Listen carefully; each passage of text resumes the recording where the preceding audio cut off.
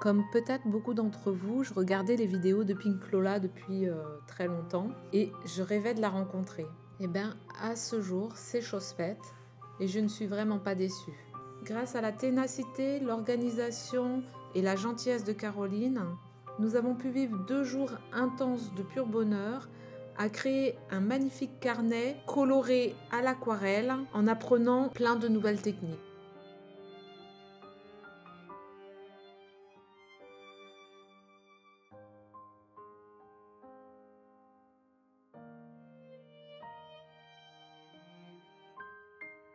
Je n'ai pas mon matériel vidéo avec moi, donc ne m'en veuillez pas si la vidéo n'est pas au top. Mais je tenais quand même à partager avec vous un petit moment qu'elle nous a proposé tout au long du week-end pour nous expliquer différentes techniques. Alors, donc là je passe mon jus dilué. Vous voyez, c'est un petit peu brillant. J'aurais dû nettoyer mon eau. N'hésitez pas à changer votre eau. Normalement, vous savez qu'on a une eau, on a 2 bocaux. Un pour les couleurs bleutées, enfin les couleurs froides, et un pour les chaudes. Ensuite, je monte en intensité. Donc là, j'ai pas ma couleur, je vais la refaire. Je vais essayer de me faire une couleur du coup très intense. Je vais aller chercher il faut. Alors, c'est beaucoup trop vert.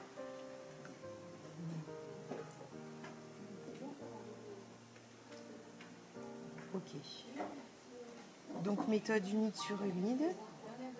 Je passe un petit peu de pigment, sans trop me poser de questions, commençant à en marquer les plis. La lumière, elle vient comme ça.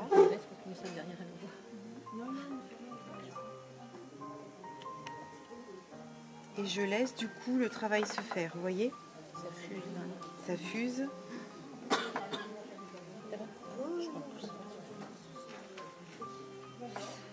Voilà, j'en profite pour bien en remettre tant que c'est humide.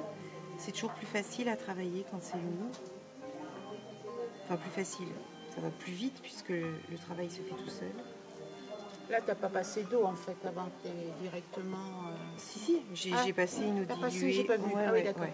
Ah oui, on a fait le jus avant. Voilà. Dilué, d'accord. Ouais. Je rince, j'essuie. Et là, je travaille. Pour fondre. Voilà.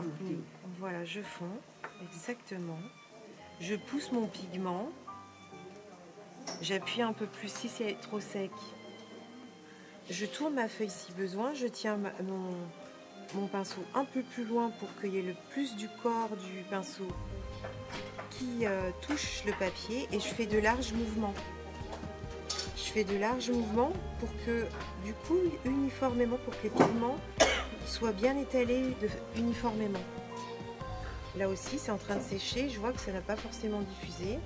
Donc je reviens, mais toujours avec des mouvements larges, quitte à faire plusieurs allers-retours. Ici, pareil. Je remélange un peu mes pigments. L'idée, c'est que en fait, ça soit beaucoup plus foncé ici. Je sais pas si c'est exactement comme ça que j'avais fait, mais voilà.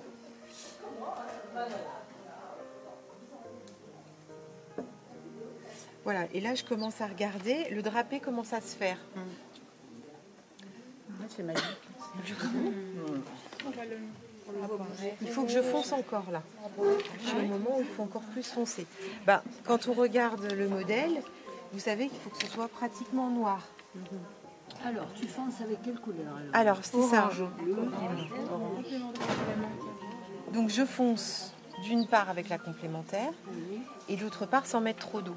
Donc, je me refais un mélange très très dense, comme le orange et la couleur la plus claire. J'approche doucement avec le bleu et je regarde ce que ça fait. Donc c'est trop orange là. Ok. Donc je rajoute du bleu.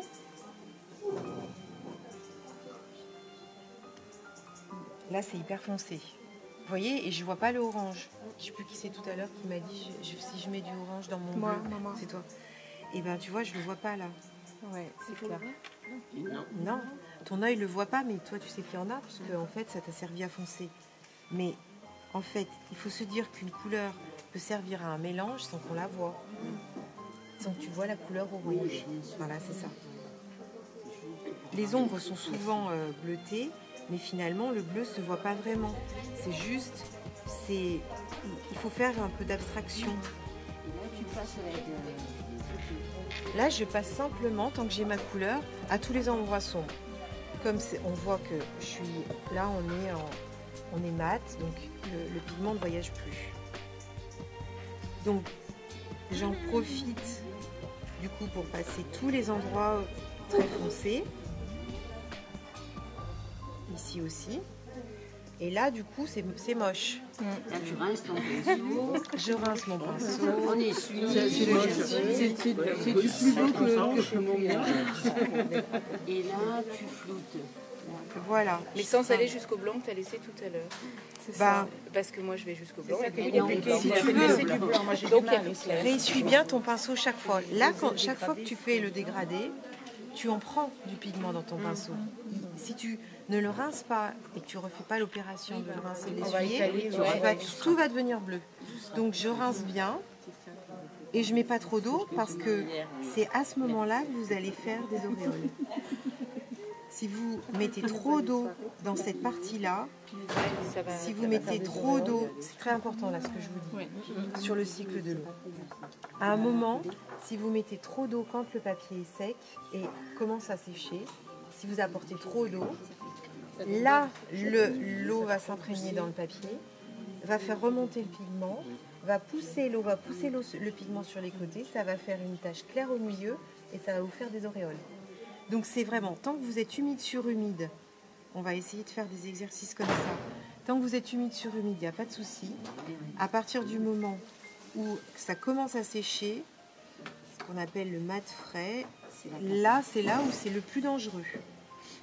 Donc sur le papier coton, plus j'attends que ça sèche, plus il faut que je frotte pour que je retravaille. Vous avez un papier qui est entre deux, qui est plutôt facile à travailler, qui diffuse bien. Vous voyez la différence? Il faut bien doser l'eau en effet. Voilà. Et là, j'aime pas comme ça fait. C'est trop blanc. C'était pas, enfin celles qui sont près voient, c'était pas uniforme. Donc j'hésite pas à tourner mon papier. C'est moi qui décide où va mon pigment. Hein. C'est mon pinceau. Si vous avez une agilité avec votre pinceau, là ça a dépassé, donc j'enlève, c'est ma gomme. J'ai rincé, j'enlève. Il reste une petite trace bleue, mais on apprendra à faire les fonds tout à l'heure. On verra qu'on va tout rediluer. Et on peut se dire que on laisse sécher pour voir ce que ça donne. Ici peut-être pas. Ok. Ensuite, la chaise. Facile. Oui. Facile, les filles.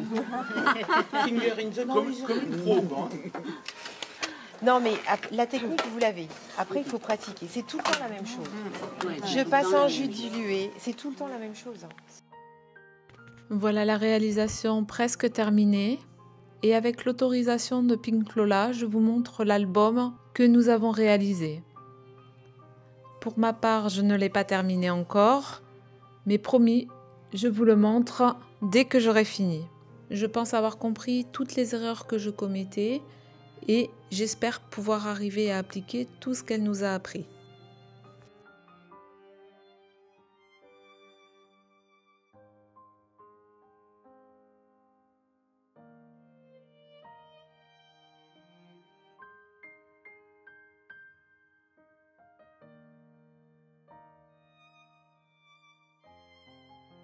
Je vous poste aussi quelques-unes de ses créations et je vous mets en barre d'infos le lien de sa chaîne. N'hésitez pas à aller vous abonner, à coup sûr vous y découvrirez des merveilles. Si je devais résumer notre week-end en 3 mots, je dirais générosité, partage et plaisir.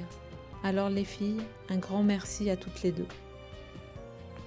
Je fais de gros bisous à tous mes abonnés ainsi qu'à toutes les belles personnes que j'ai rencontrées ce week-end.